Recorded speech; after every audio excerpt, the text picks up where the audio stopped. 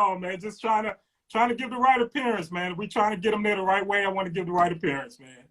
Yeah, Plus, yeah. like nowadays, we ain't got no reason to dress up no more, man. I ain't got no job to go to or nothing like that.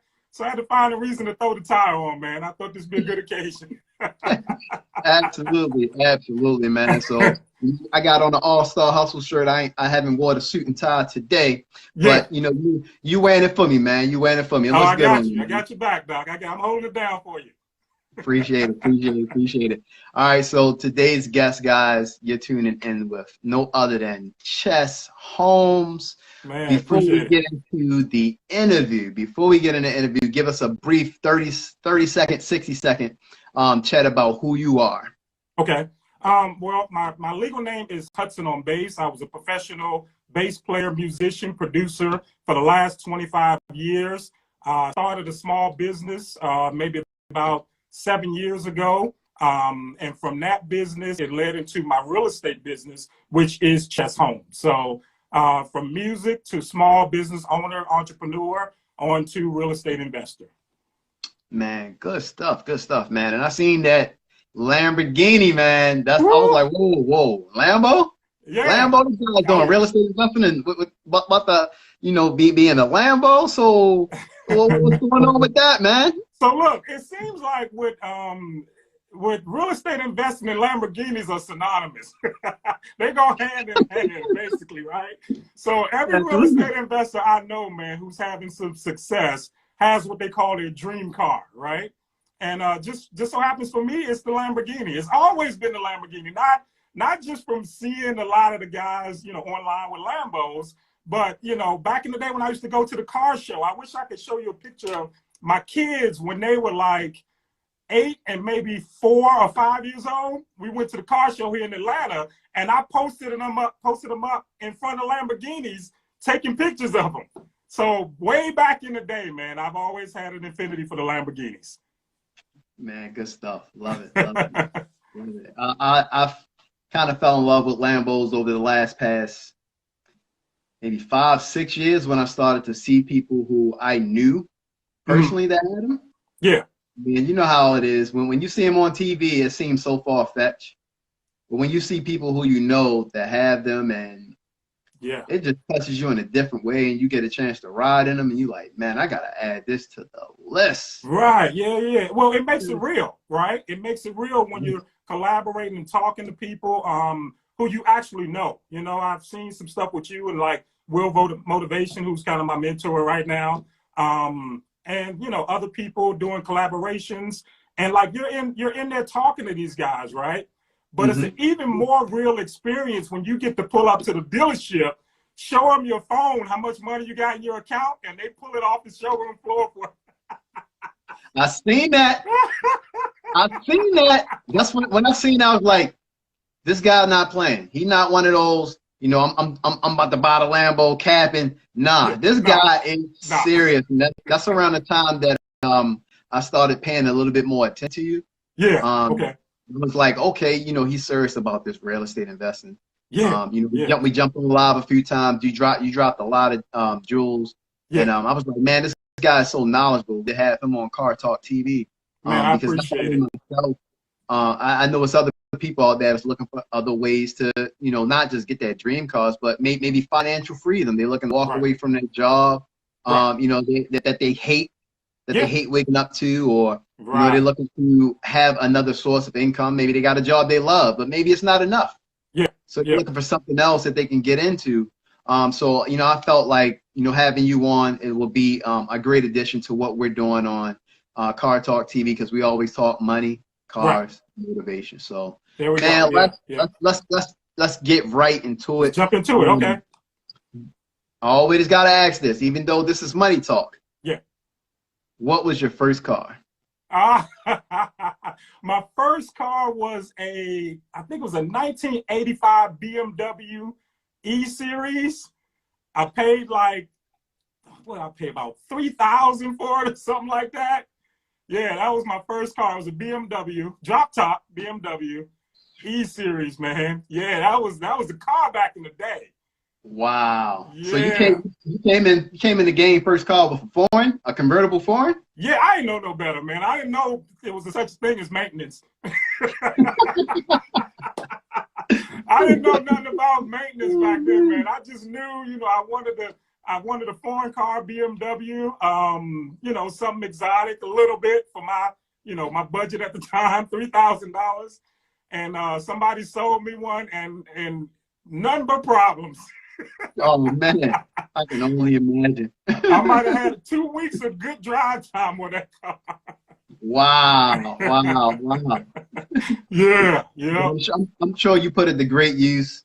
You know, it Yeah, became yeah. one of those cars that you loved and everything like that as Yeah, well. I drove it. I drove it for a little while, and then I sold it, turned around, sold it, and got a 79 300Z Datsun. It wasn't even 300. It was a 280 back then, right? Okay.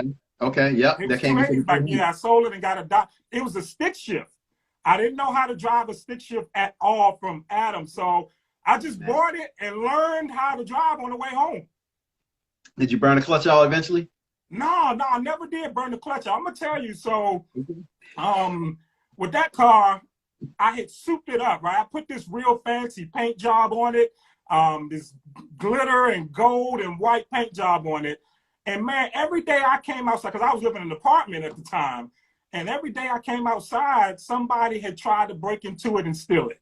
Every day I put rims on it, did all this stuff, and I just got tired of seeing the ignition broke one time, the door lock broke another time, the stereo going another time. Again, I came from real humble beginnings, man, so I wasn't like, nowhere where we are today. But yeah, I would come outside, and that was what was going on.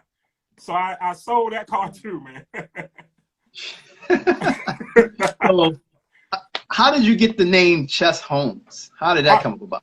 All right, so that's a long journey, man. That's a twofold question. So it started out with a company that I started, which I definitely want to promote to you guys. It was called Church Chess.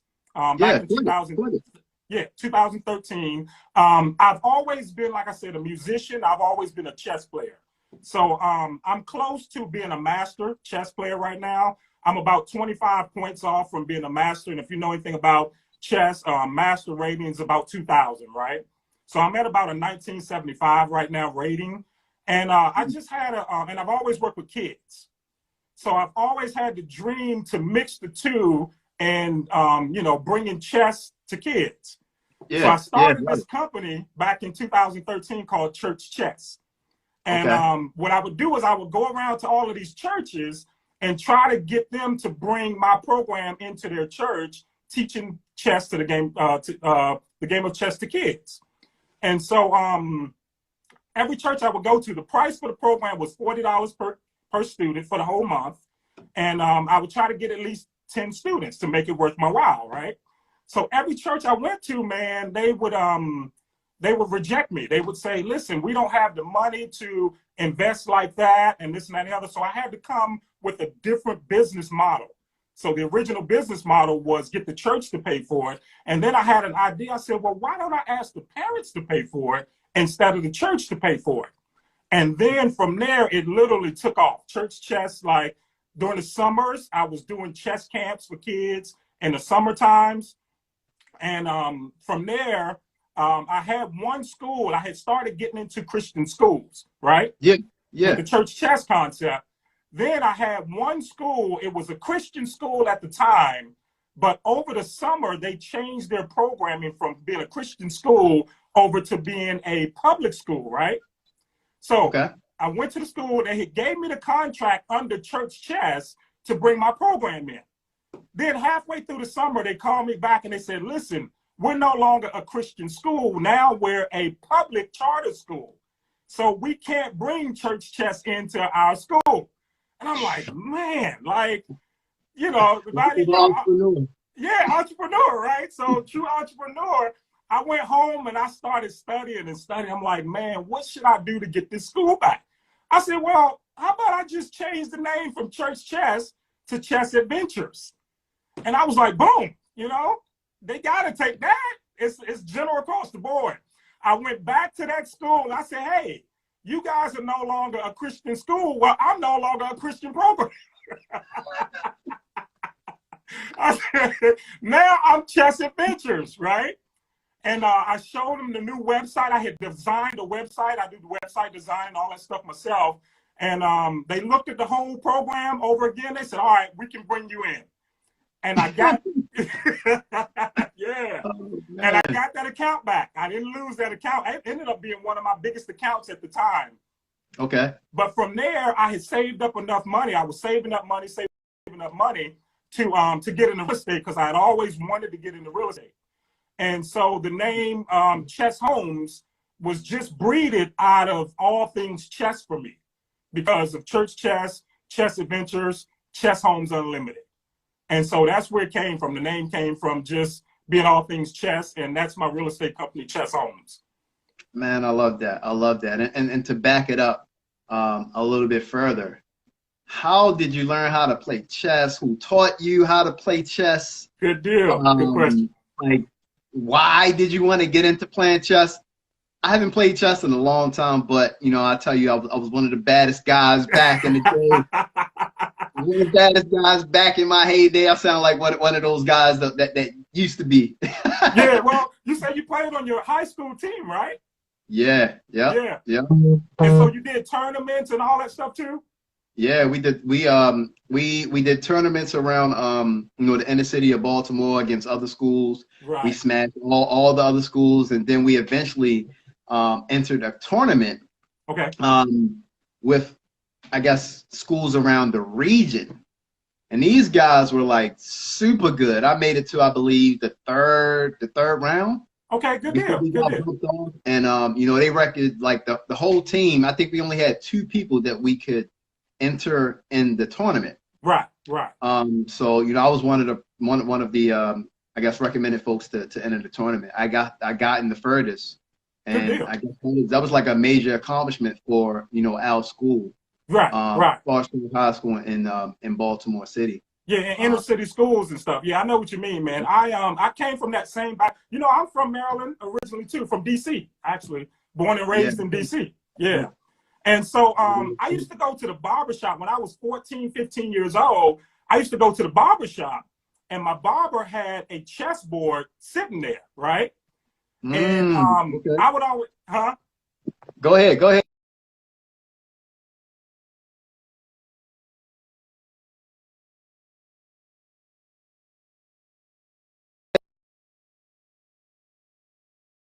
I don't know if you're still there. I suppose a little bit. You still there? Yeah, I'm here. Yeah. Okay. Can you hear me? Yeah, I hear you. So I was sitting there waiting for my mom, and my barber pulled me over, man. He said, you know anything about chess? And I was like, no, I have no clue, you know. And he sat down and played me, man. And the barbershop was walking distance from my house. So over the course of time, I would go back and play my barber's name was Rodney. I'll never forget Rodney, man. It's my first mentor. And he would play me, you know, back and forth, like probably about 4 or 5 years. You know, I just went to the barbershop, played him in chess. We'd be sitting there all night long. This was when, I'm dating myself now, but this is when Sega Genesis was out. So it's what, early 90s? It's early 90s? Early late 90s. This is early 90s, yeah. Okay. Yeah. So we would play chess, man, back and forth. And that got me my love for chess. That earned me my love for chess right there. Man, good stuff. So before we get into the meat and topic, real estate investing, let me shout out a few folks on both platforms, on Instagram as well as YouTube. We got Miss Key, we got AutoBees 313 checking in. Appreciate you guys. And we got a lot of folks here checking you out. CT on IG, the Relly Rails, Aubrey Branch. Donk Master, make sure y'all tap in 430 Donk Master. He tapped in. Lefty 1372, Coop Boy 803, the SRT God out of Minnesota. Robert Smith, Mr. Flipping Fireman 5, G Body Ron, my bro, OG Mac 73, Tony James, legit Paint by King Team. We got to get you guys on here too, man. Jade's mom. Wow. Rubik's 3, Ray 4752, the Capital, of course, Capital. E-Vape. Free Yeah. Smoke. What's up, Free Smoke? They got a Free dope. Smoke. They got a dope platform as well, man. That Oh they doing yeah. some Oh great yeah. things over there, man. Those three brothers. Nord. I don't want to butcher your name. I'm gonna just say Nor. The Golden Jewel, Compassing Cash, J-Ski, Rival, Way to go, man. A lot of J-Rock. people. Man, a See lot now, of see winning, man. now, Fat Real, Cat just jumped in. I Go don't ahead. get this. I don't get this many people in my live unless I'm on y'all's platforms, man. I be looking up, it'd be like 1, 2 people, then it'd be 0. Look, as you continue to climb the ladder, you know, you got the, let me shout out E-Boogies as well. As you continue to climb the platform, and Yeah. you know, you have the right mindset, right? Okay. You know that, yeah, I want a Lamborghini, right? Yeah, yeah. But I don't want it just to have it to flex and to show off. Right. I see what Will Motivation doing. Yeah. You know, I see what TJ Millionaire doing. Yeah. I see what these guys are doing. These guys are not flaunting. Nope. These guys have a message. Right. I see what E-Vapors is doing. Yeah. I see what Car Shorell is doing. These guys have these cars, but they got a message behind it. The cars is just to pull people in. It's the byproduct of the success. Exactly. Exactly. I mean, you can have, I hate to say it, but you know, you can have all the success, and you know, it's multi-millionaires out here that's not known. Right. But it's other people that maybe have a little less than them.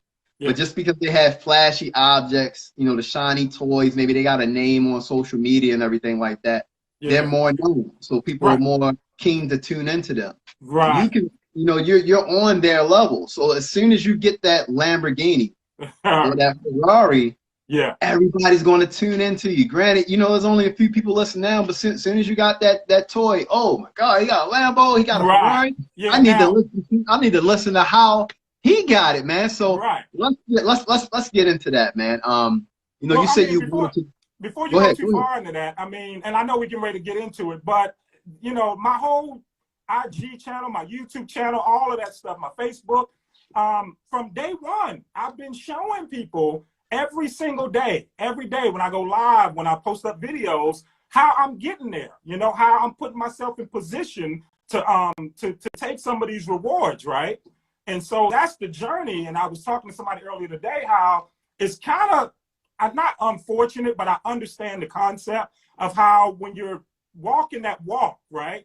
Not as many people pay attention, but when they see the end result, it's like, whoa, like you just said, man, this dude got a Lambo, he got bikes, he got big old house, he got this. And I'm like, dude, I was showing y'all that from day one. Day one. Yeah. But you're doing the same thing that I'm doing, right? Yeah. You know, I'm documenting the process. Right. Right. I'm not waiting until I get to the next level and then come on, boom. Here I am. Right. I'm gonna tell you how I did it. Yeah. No. I'm gonna take y'all through the process. I'm taking y'all through the process step by step. And that's the same thing that you're doing. You're walking through these homes. You're talking about, you know, your business plans. You're motivating other people. Yeah. So when you do get to that level, you're gonna have all those footnotes. And what people normally do is they think somebody blew up overnight. There's no such thing as an overnight success. Right. People see somebody and like, oh, I wonder what they were doing 2 years ago, 3 years ago. Right. You know, what were they doing before they popped off? Exactly. So you have that, you're documenting right now your journey because they're going to go back and see, man, is this guy really real? Yeah. Right. Did he really get this money? Did he hit the lottery? Did he hit the lottery? Right. Did somebody pass away? Right. And I mean, and nothing's wrong with any of that. No. You know, maybe he's a you know, mogul in business, and you know, he just bought these cars and acting like he buying real estate, or he's using this money that he from this, and he been had money, old money, and he's just trying to portray this image. No. You're taking him through the process, man, and I freaking love it. But real estate, man. Yes. Real estate. You know, you're a business owner, right? Yep. But you know, it's a difference between business owner and entrepreneur. Yeah. Huge difference. Big difference. I would say, you know, you're an entrepreneur that got your hands tied into multiple things. Right. Why real estate? you know, why did you want to get into real estate investing? Why wasn't, you know, a business, you know, you got a successful business, you know, Yeah.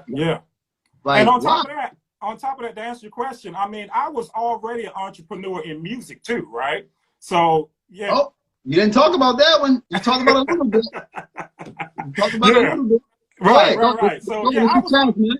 Yeah, I talk was an about it. entrepreneur there. I mean, it wasn't a 9 to 5 situation. I was touring with a lot of different artists. I was producing. I was releasing my own CDs, all that stuff. So I was already entrepreneur. But I knew real estate was the best leverage that you could put money into and sort of earn that passive income where you didn't have to work for it. And again, I've always just had a sort of a fetish for investing and wanting to invest. And I'll never forget, I was renting a place one time, and I was a little bit late on my rent a few times back in the day, and I went to the landlord. Right now, she had me to come to her house. This woman had a mega mansion. I'm talking about, it was like $1 or $2 million house. I think it was at least 2 million, at least, right? And she sat me. I walked into the front doors, which looked like you're going into the zoo, and like the gates of the zoo. And I sat in her living room, and I told her I wanted to be a real estate investor. And she literally told me, and I'm not a cursing type dude, but she said, until you get your black ass out there and get a job and learn how to pay me my rent, you ain't gonna never be a real estate investor. You forget about real estate. This is the message that this woman told me, man. Yeah, older white young, lady. And for me, I've always excelled out of challenges. When you give me a challenge like that, that's the fire. That's the fuel that I need right there to get out into, step out and to do what I'm doing. I used to play with another guy by the name of Theodis Ealey. He's a big time blues guy, right? He's up there with B.B. King and all this stuff. So me and Theodis sitting on his porch one day, and Theodis says to me, back then they used to call me E-Funk. Really, that's a whole nother story. But he said, E-Funk, if anybody wanted a bass player in Atlanta, Georgia, you would be the last one they would call. And man, that snapped for me. That set something off in me to say, you know what, I'm gonna prove him wrong. And to this day, man, I'm probably one of the top 10 bass players in the whole state of Georgia. And it used to be, up until I kind of semi-retired from playing music, anytime anybody wanted a bass player in Georgia or Atlanta, they would call me or 5 or 10 other guys. I was in that top ranking. So the same thing happened with real estate. When this lady gave me that challenge, I was like, you know what? She don't know what she just did, right? And long story short, 22, 23 maybe. So fairly young. Not long ago. You know, it wasn't when I was 18 or 19. I mean, 22, somewhere around there. And again, ever since then, I started studying and looking into real estate. And it wasn't until 2017 that I got wind of Will Motivations channel. Shout out to Will. Yeah. Like I said, man, I consider that brother a mentor. 17 and 18, I started studying real estate hard. And the way I did it was, I would look at his channel at home. When I got in my car, I would put on my little, my phone up in the windshield, and look at his channel, again, with several other people as well. And all I did was study. And one thing I learned, Rel, was I had to separate myself, right? I had to get out of the white noise and work and listening to a lot of other people. And I had to turn down gigs. I was turning down gigs with Jagged Edge, Mary J. Blige, Silk. All of these guys were calling. And I was like, nope, I'm not going back that route. I'm not going back into music. Yeah. I was like, look, I'm a focus on the business that I had started, which is Chess Adventures. And I'm a focus on learning real estate. And in 2019, less than 2 years ago, I did my first real estate deal, my first fix and flip. Yep. Congratulations, man. Yeah. Congratulations. So if you can share a little bit of your secret sauce, what is your main strategy? Some of the things that you look for when it comes to real estate investing, real estate flipping. If you can share a little bit about that. Yeah, for the audience so who I don't got a listen? formula. My strategy, and you know, I'm only 2 years in, guys. I don't profess to be the most knowledgeable about, you know, every single strategy, but I have two strategies that's been working for me. And one is the fix and flip strategy. The other one is buying and holding apartment complexes, right? And so I'm in my first multifamily apartment complex deal now, where I'm buying pretty much a 3-unit, and I'm going to hold that and then continue to buy more and more 5 units, 10 units, 20 units is where I'm going, right? But the secret is literally just studying and learning how to speak the language of real estate, and then picking up the phone. Man, you got to pick up the phone and make phone calls to agents and make offers, but you don't want to start doing that until you understand, you know, how the process works. So, you know, my secret sauce is really fixing and flip, and multifamily properties. Okay, okay. You said you normally get on the phone and call. Like, how many offers are you typically? I mean, offers are you putting in? How many deals are you typically looking at on a monthly basis? Because, you know, obviously, in order to close on one, you're looking at tons. Yeah. So I'm up every morning somewhere around 3 o'clock in the morning. You know, I'm up late at night and I'm up early in the morning, and I'm looking at what hit the market. One thing, like with my stock investing, I watch the stock market. You know, I watch and track to see what movements are being made from day to day. And I do the same thing in the real estate market. In specific areas that I look in, I look and see what new has hit the market from day to day. And guys, I do this right from Zillow, Realtor.com, Trulia, Redfin, LoopNet. Those are the avenues I use. I don't look for off-market deals, which is a whole nother conversation, right? But I'm up on Zillow. Yeah, go ahead. No, go ahead. Go ahead. Okay. Yeah, I'm up on, oh, you got it. Appreciate that. I'm up on Zillow, Redfin, Trulia, Realtor.com daily in the areas that I look in to see what popped up in the market. And a lot of times I catch stuff when it comes up within an hour to 2 hours of it posting up. And I've gotten good enough now to where I can assess the numbers and look at the numbers and see if it's a good fit for my strategy. And if it is, I go ahead and I call an agent and I have them submit an offer, or I submit an offer myself. So I pretty much know, you know, I just know the market. I know what's going on in my areas. Right. And you're in Atlanta right now, right? Yeah. I'm in ATL, which is, dude, ATL is not an easy place to get deals. I'm going to tell you. A lot of competition in Atlanta. Okay. What gives you, do you have anything that you think that gives you a slight advantage over your competitors? Advantage wise, I don't think I have an advantage. I just know how to do the numbers. And so if that would be the advantage, I'd say it'd be that. People don't understand numbers. And I understand numbers. I tell these, you know, my people that I'm mentoring in real estate right now, my advantage is every other real estate investor who's fixing and flipping are pretty much going to come up with the same numbers I come up with. It's not going to be any difference.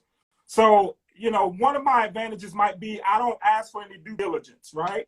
And in real estate, due diligence means that time to look the property over. Sometimes it's like 7 days, 10 days, 15 days to look the real estate over and things like that, right? When you're buying a traditional house. But it's completely different when you're fixing and flipping and buying what we call all cash, which is not a real term. You know, anybody who understands real estate, I think I saw Demonology come in and his wife's a real estate agent.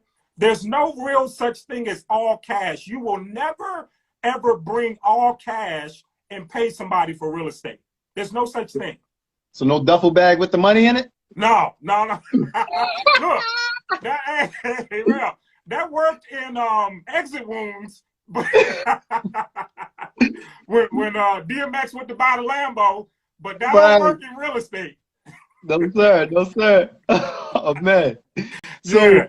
So no, all cash just means that I'm not using a traditional bank for financing. That's all it means. It means that I've got my own money sitting aside, or I've got somebody else's money sitting in a bank account ready to purchase the property, but I'm not using, let's say, Wells Fargo, Bank of America, any of these other banks, SunTrust, to fund the deal, or I don't have to wait on them to fund the deal for me. That's all cash means. And I'm gonna get into a little bit more asking about the all cash, but let me address the question. The Golden Jewel asks, how much is the mentorship course? I would suggest for you to DM Chess Homes Unlimited. Send him a DM, and I'm sure he can talk to you, on one-on-one about your particular situation, on how he can assist or help you get into real estate investing. Right. And let me do this. Is something huge for me. Here's another what I call advantage, if you will. I don't have a course. I don't even recommend courses. I do not recommend course. One claims to fame is, guys, I've never spent $1 on a real estate course. I've never spent any time at a webinar, a seminar. I've never gone to anybody's real estate investing, meetings, meetups. I've never done any of that. Now, it's not to say that I don't condone people doing courses. That's a totally different thing, right? So, like, Will's got a course. Mark Ferguson's got a course. Jerry Norton's got a course. I mean, there's tons of guys out there with real estate courses. But I'm telling you, my journey, I did this with never taking a class. YouTube University. Look, this is your course right here, guys. This is where you need to go. That red dot, everybody knows that red dot right there? That's where you need to go for free. I've never taken a course, guys. Y'all heard it. Y'all heard it. Y'all heard it. Yeah. I mean, if you need your hand held, then obviously, it's a little bit different. Some people have specific questions that maybe can't be answered, and that's understandable. That's understandable. I get it. Even myself, I purchased Will Motivation course as well, and I'm a homeowner. Kind of an investor, if you want to say a little bit. But it was certain things in that real estate course that I got as far as from Will Motivation that I haven't seen or heard anywhere. And just like yourself, I'm YouTube University as well, looking at the Grant Cardones and Stephen Grahams and the Meek Evans. While watching Will Motivation and all of those guys just to gain that knowledge. But it's certain courses do have a little bit more in depth. I agree. Yeah, and that's what I'm saying. I'm not saying don't take people's courses. That's definitely not where I'm going by any means. If you need that, that hand holding a little bit or a little bit more in depth, just DM me. Send me a DM message. Shoot me a message over at chesshomes@gmail. And I work with people like literally right through Zoom. We do Zoom meetings. I mean, I'll get up in the middle of the night. If you want to meet and talk about real estate, text me. The numbers are on the YouTube channel, all that stuff, on the Instagram. Just send me a text and say, listen, Hudson, I'd like to know this. And the first thing I'm going to say, man, let's get on Zoom and let's talk through it and let's walk through it. But I do that for free. I don't I don't charge to do that. So again, nothing wrong with taking people's courses. Guys, you guys that got courses, I'm not bashing your course, all right? I know there's some great information. I'm just saying that's not the method that I used. Gotcha. Look, tell us a little bit about this house that you got right here that's flashing on the screen. The Rick Ross house. This is the Rick Ross house. No, listen. Rick Ross, for the disclaimer, Rick Ross has nothing to do with this house. Rick Ross don't know me. He don't know this is going on, nothing. So don't go saying, oh, man, Hudson's flipping Rick Ross's house, because that's not what it is. That's just my little plot and gimmick, man, for advertising me flipping this house, which is directly across the street from Rick Ross's house, right? And I get a lot of people to say, well, Rick Ross don't have a neighborhood. He doesn't. He does not. But there is a neighborhood across the street from Rick Ross's house, and in that neighborhood is where I'm flipping this property right here, right?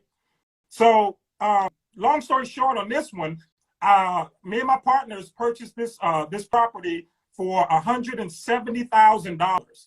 The asking price on it was $142. But I know my numbers, guys. I'm telling you, if I'm gonna do a shameless plug, if you guys work with me, you're working with somebody that understands the numbers, right? So although they listed it for 142, I knew the right purchase price on this property was 170, and it wasn't based on how much they listed it for. It was based on how much me and my team intend to make once the flip is completed. And that number is about $400,000. Wow. Yeah. Wow. So let me ask you about that. Because obviously that's your strategy, you know, the numbers, you know, your market. Yeah. So you said it was listed for 142. Yes. Yes. So did you come in and offer them 170 just so that you can get the property and them not even think about any other offers? No, that maybe no. Came in a little lower? I offered 170 because I knew, based on how much the houses were selling for in the area once they were completed and rehabbed, I knew how much it would sell for, or about how much it would sell for, and I knew what the profit was that I needed to make on it. Those were the two things that I was concerned about: how much profit can I make on it, and how much can I sell it for once it's done.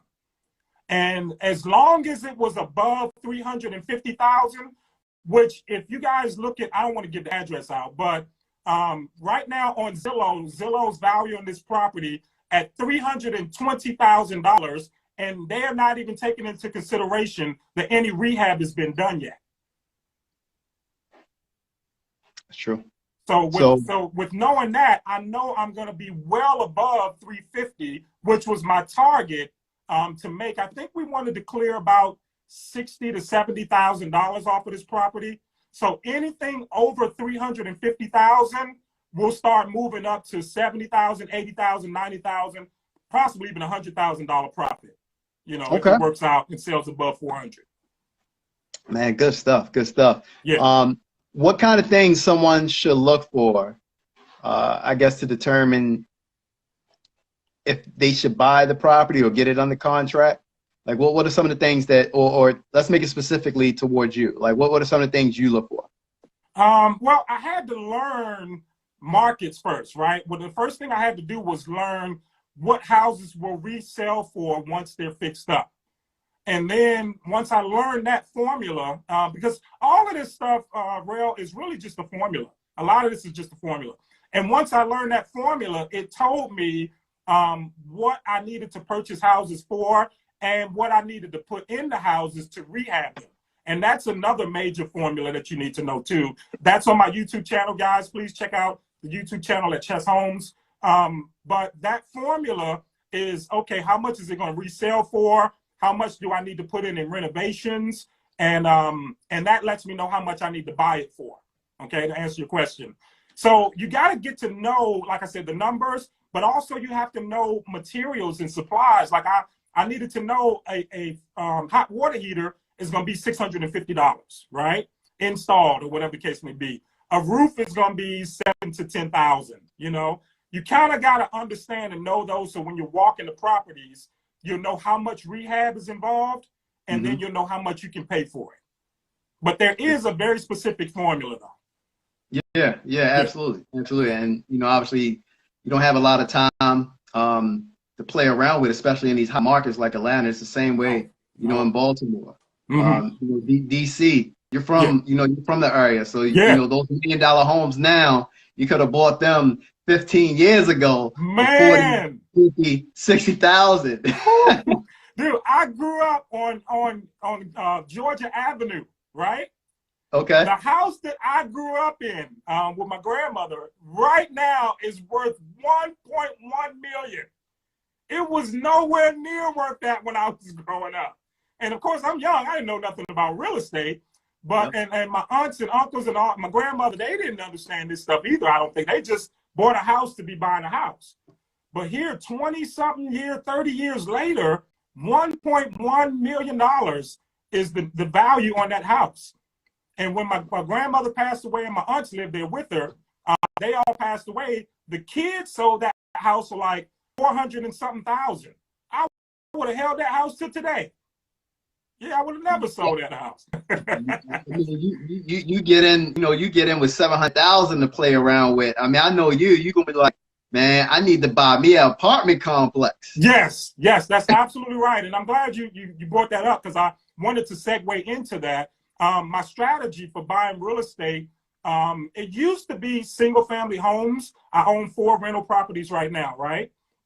But I want to sell those as soon as possible. I want to get out of those properties ASAP, right? And I want to, man, I'm going to tell you why. Tell it. I'm listening. There's all different strategies, right? There's a whole lot of different strategies. I'm taking notes, man. I'm taking notes. Think about this. With your single family property, and this just happened to me, 2 of my tenants that stopped paying, right? Single family properties, when there's no tenant in there, or they decide to stop paying based on this no eviction memorandum that's going on right now, right? If they stop paying, guess what? You're still on the hook for that mortgage. Now, where you were making, let's say it's $1,000, just to make numbers easy, right? And you were charging $1,300 for the rent, right? Now, instead of making $300, you got to come out of pocket with $1,000, right? So, dude, after listening to Grant Cardone, that's my #1 guy. Like, no, Will's my #1. Will Motivation is my #1, but Grant is the guy that I listen to for like my new strategy, right? So after listening to Grant and watching Ben Muller, and I'm dropping some serious names on you guys right now. So if y'all in real estate, I advise you to write some of these names down. Grant Cardone, Ben Muller, M-A-L-L-A-H. I watched the pandemic happen, and I watched Grant Cardone's videos, and then I watched Ben Muller's videos. Ben Muller's complaining like crazy because his strategy was buying hotels. His strategy was, and he's a billionaire. This guy is a billionaire, man. But he bought all these hotels, and when the pandemic hit, people stopped staying in hotels. So then he starts losing money left and right. Then I go watch Grant, and Grant's like, man, I'm good. He's laying back. And so the strategy of buying multifamily apartments makes a lot of sense, because think about it. If you buy a 10-unit building, right, or 20-unit building, and 4 people move out, guess what? Those other 6 or 14, 16 people will still pay the mortgage on your deal, right? You don't come out of pocket with anything.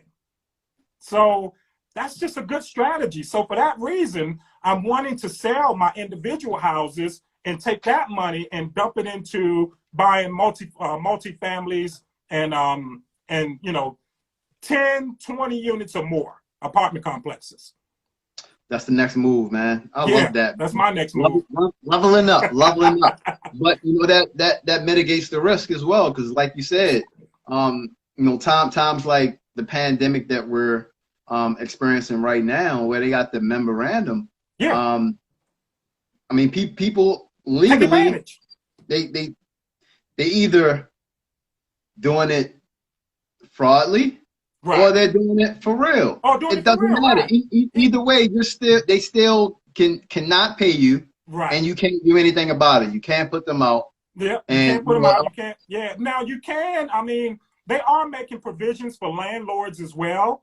So there's some things I'm able to take advantage of there for landlords too. But nonetheless, again, it's not these people's fault that they can't pay. They lost their jobs, whatever the case may be. But it does, put a certain amount of pressure on the landlords, And so, like you said, even if it's not fraud, even if it's genuine, it's just still puts a pressure there. But if you had 20 units, 30 units, even 100 units, where I'm going to go at least there and further, it mitigates the risk. Like you said it perfectly. It mitigates that risk. And so, but therefore, I just want to, dump all of these. Not to mention, I think we had talked about this before, a single family house, right? Let's say you get into a $100,000 house, you put 3.5% down payment on the FHA mortgage, $3,500 down, plus closing costs if you got to pay another $3,000 in closing costs, right? You got about $6,500 tied up in this house. You stay in it for 10 years and that house appreciates, right? Over 10 years, let's say instead of being worth 100, it's worth 120. Now you have the 20,000 plus the 26.5 tied up in this house, right? But guess what? You can't get to it. You can't take the money out. You can't just say, oh, I want all of my equity out of the house, because banks don't lend that way, right? So banks say, listen, I'm gonna give you, 30% of the equity that you got in the house. So out of 26.5, I'm gonna give you, $3,000, $4,000. And it's like, dude, why would I tie all of my money up into a house like that? It doesn't make sense. I can't get to my money. So for that reason, I got some theories on even selling my own house and just renting. I can cash out of here for about $240,000 and go buy a 20 or 30 unit apartment complex. Talk a little bit more about that, because the first time I heard that was listening to Grant Cardone about maybe a year or two ago. Right. And he said rent where you could buy, right, and buy where you could rent. Yeah. So you're hinting to go into that strategy. Yeah. Could you explain just a little bit more about how that theory can make sense in your situation? Because it may not make sense for everybody, right? Right. In your situation, help it make sense, because it may go over a lot of people's head who may not understand it. Okay.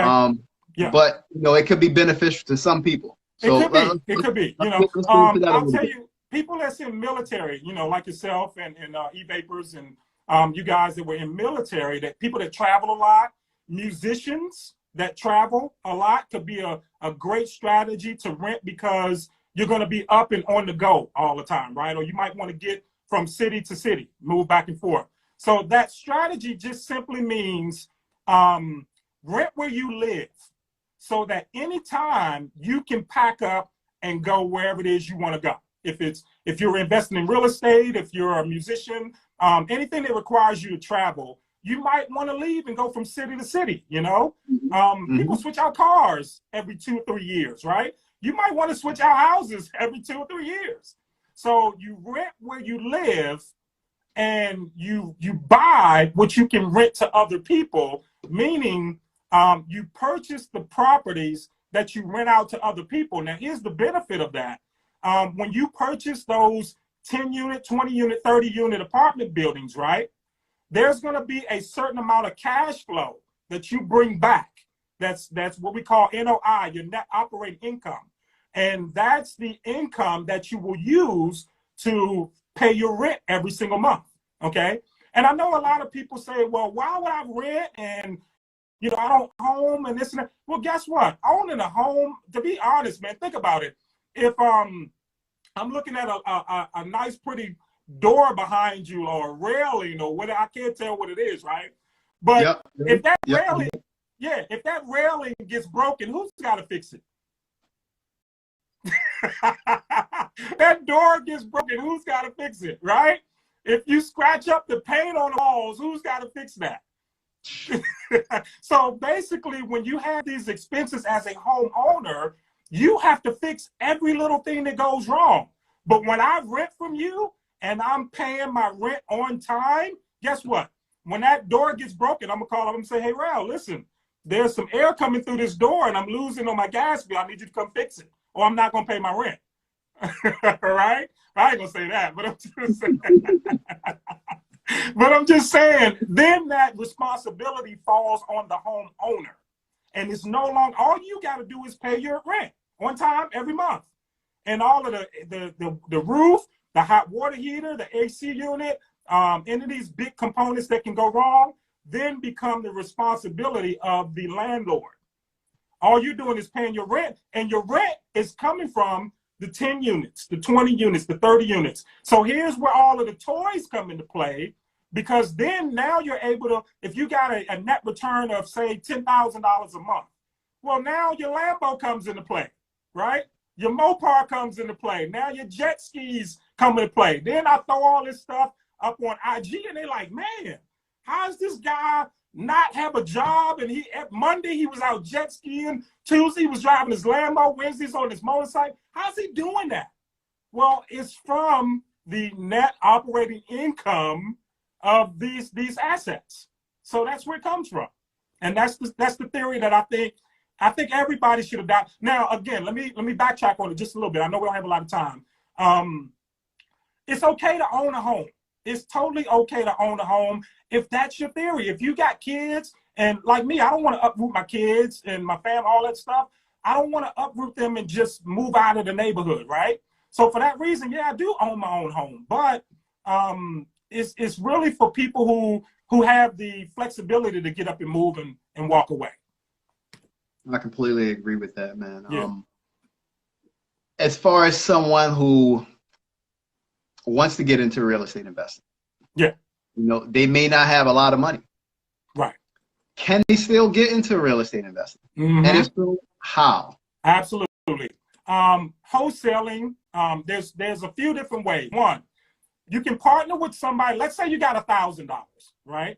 You can partner with someone like me and say, Hudson, listen, I know you're investing in real estate. I'll put $1,000 with you, and making sure it's somebody credible. And I'm very credible and trustworthy, by the way, guys. But invest that $1,000 with me, and I'll say, look, I can give you a 10% return on that $1,000, right? So we're only talking about $100 over the course of 3 to 4 months, right?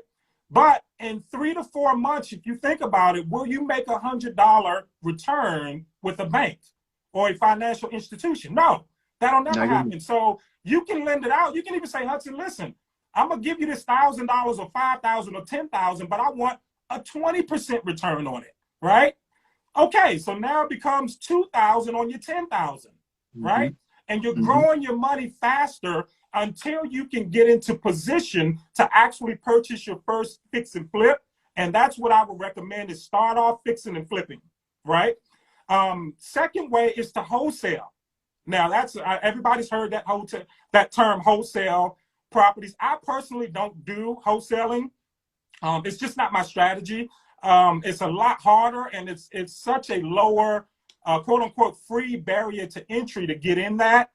Yeah. Everybody's in on that level, right? Yeah. Because it's a free way to get in. But what I would recommend is learn real estate, learn the process of wholesaling, learn how wholesaling works. Go ahead and visit those webinars, seminars, those classes on wholesaling. Go ahead and do it. Pay for that, you know, to learn how to do it. And then once you get that first deal, I mean, I've seen guys make $30,000 off of wholesaling. One deal. You know, it can happen. I'm not saying it can't. It's just not my strategy. So the first method is to invest with somebody like me who's out here on the ground doing deals every day. Second strategy is to wholesale. And that's another way in. Or third strategy, buy your own house. You know, just go out here and buy your house. Get an FHA mortgage, 3.5% down, 5% down, and that's your first real estate investment. So 3 strategies right there, guys. 3 strategies. Y'all hit, man. You laying down all the groundwork. Yeah. You know, if somebody don't have a lot of money, you can still get into real estate investing, man. Right. You know, people look too deep into the numbers. They say, man, you know, if I'm putting up $1,000, I'm only getting $100. Like with certain things in business, you got to look at it as far as percentages, not like the actual dollar figure. Like a return on your investment of 10% is pretty good. That's pretty good. Yeah. Right. And unless you're getting into like Tesla stock and it goes completely bonkers or Bitcoin, you know, the average is what, 8%? Yeah, like 7 to 8% is an average when you're dealing with the stocks. But again, stocks is not guaranteed, right? So let's say you get into Tesla stock, which is doing amazing right now, and then you turn around and invest in another stock too that goes down. Now your averages that went up in Tesla are coming down in that other stock. So it's kind of balancing you out, right? So for that reason, I don't play the stock market as much as I play the real estate game. But yeah, it can be done in the stock market as well. But I just know real estate is a much safer bet, in my opinion. Yeah. I agree. Yeah. Hard assets, as Uncle G said. Yeah, hard assets. Yeah, stuff I can put my hands on it. I can go say, look, I can hug this house and say, look, this is mine. I can go live in it. I can go and tear out all the toilets and put new ones in, and then sell it to somebody else for the price higher than what I put the toilets in for and make money. Yep. And here's the thing. Everybody's always going to need a place to stay. That's the key. That is the key right there, Real. Everybody, I mean, just drive, guys, I encourage you guys, just drive down the street, wherever you're driving, and look at houses when you go into neighborhoods and all that. Look around and see that doesn't someone live in every single house you're looking at?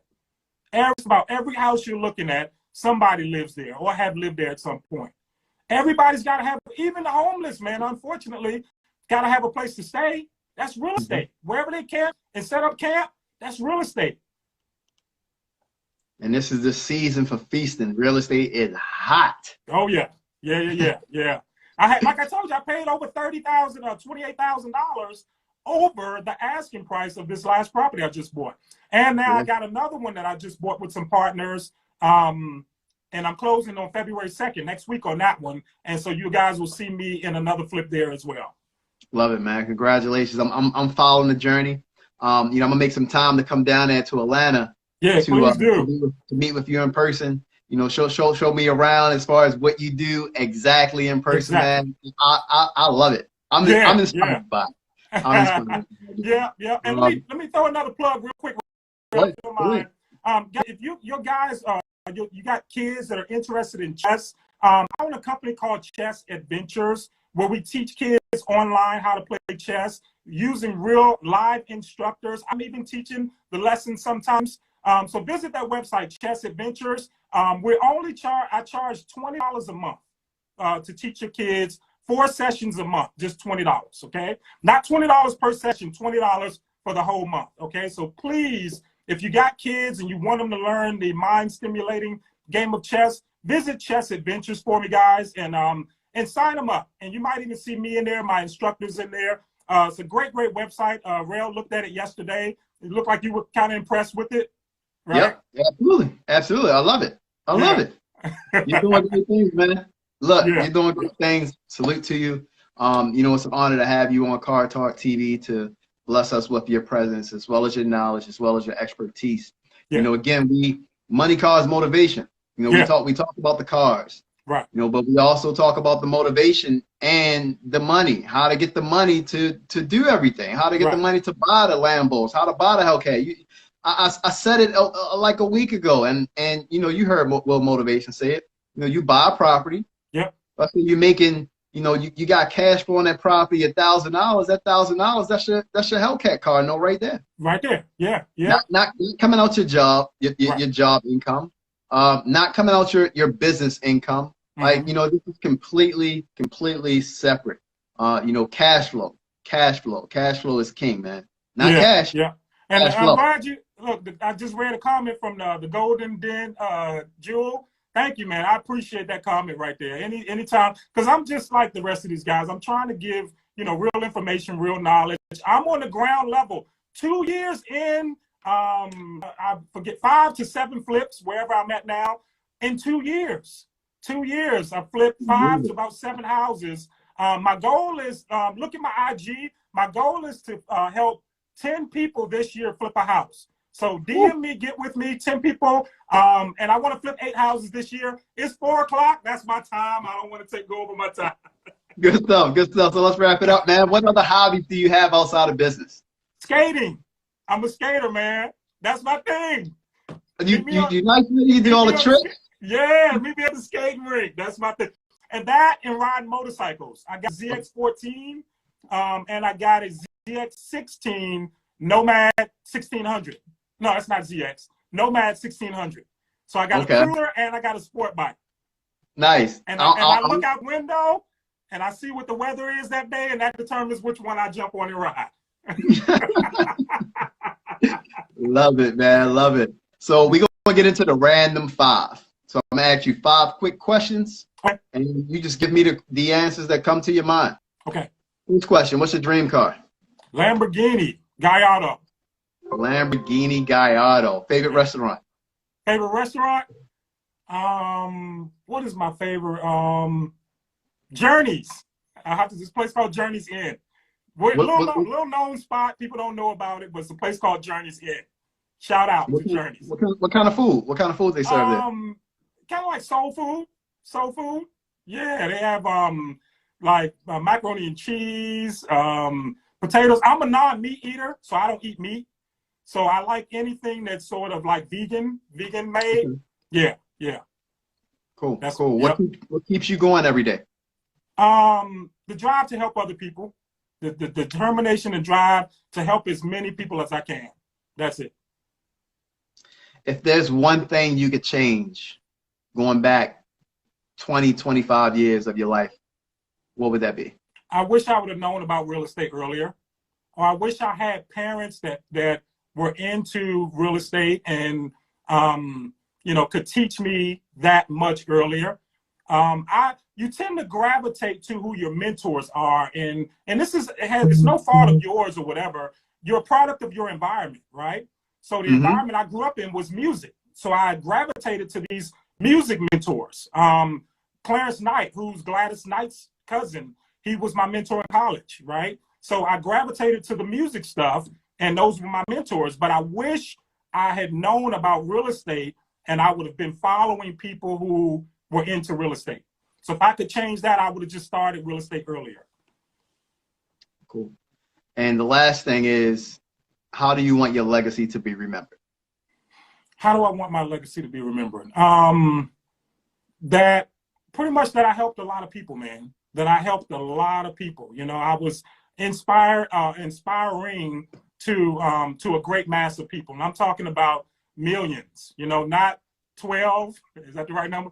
Not, don't get me wrong. I appreciate the 12, man. I appreciate it. But with more money, I can help more people. With more money, I can help more people. So I want my legacy to be known as great granddad,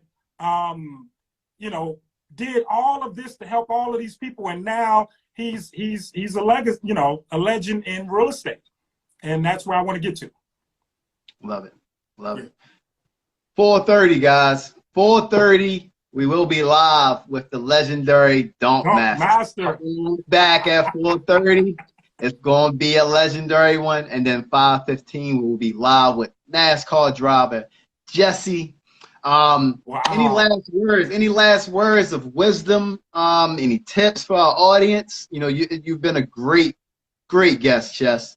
But drop some last jewels. Drop a little bit of nuggets for us before we close it out. Yeah, just follow through. Follow through. Whatever it is that you want to do and you say you want to do, you need some accountability. You might need somebody to be a mentor, somebody like myself or whatever, to be a mentor, to hold you accountable to your own dream.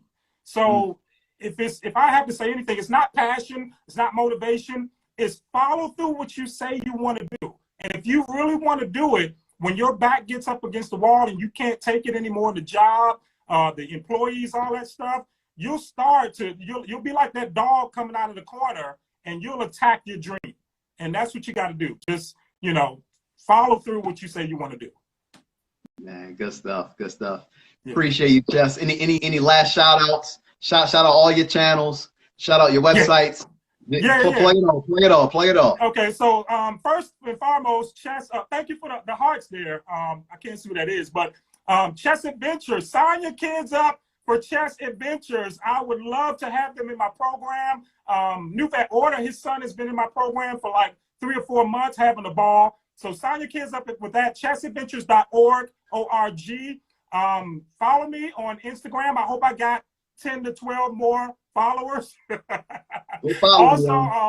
Also my YouTube channel, Chess Holmes on YouTube. Check me out there. That's it. I follow these guys. I follow Kasha Rell, E-Vapors. I'm in that family, and it's an honor just to be in that and see. I'm motivated by you guys. I'm motivated. I look at Will Motivation. I look at Jerry Norton. I look at you, and I'm looking at the Bentley. Like, man, dude. And then I go right to my computer downstairs and I start working. There's work to do. Work to do. There's always work to do. So just trying to get to that next level, right? Yeah. Then when you get to the next level, you're gonna chill for a little bit. Then it's gonna be like, man, what's next? I gotta keep in. I can't stay still. Right. I can't be complacent. It's always more and more to do, you know, especially when you're on a mission to inspire and motivate others. Yeah, you know, and also remember, to whom much is given, much is required. So, Absolutely. you know, the more you're given, the more you're charged with helping people, you know? So it gets to a point where it's not your business. The business, like, you belong to the business. The business doesn't belong to you anymore. Classic interview, man. You know, again, on behalf of myself as well as E-Vapors, we appreciate you for coming on and blessing us with your presence, your knowledge, and expertise. Thank you, man.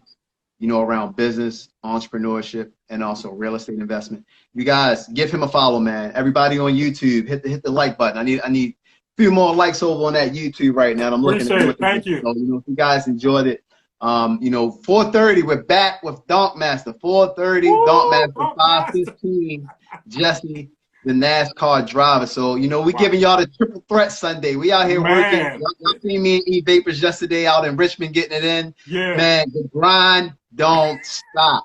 The grind don't stop. I'm honored just to be in this lineup. Like, y'all put me on with Jesse and Donkmaster. Yeah. I'm honored to even be in that lineup, man. And look, these guys, when you get there, because it's coming, but when you get there, I'm gonna be like, see, I told y'all should have been listening to this brother. I told y'all. It's coming. He was coming. He was coming. But like I always say, guys, stay positive, stay motivated. I'll see y'all at 4:30. Salute. Salute.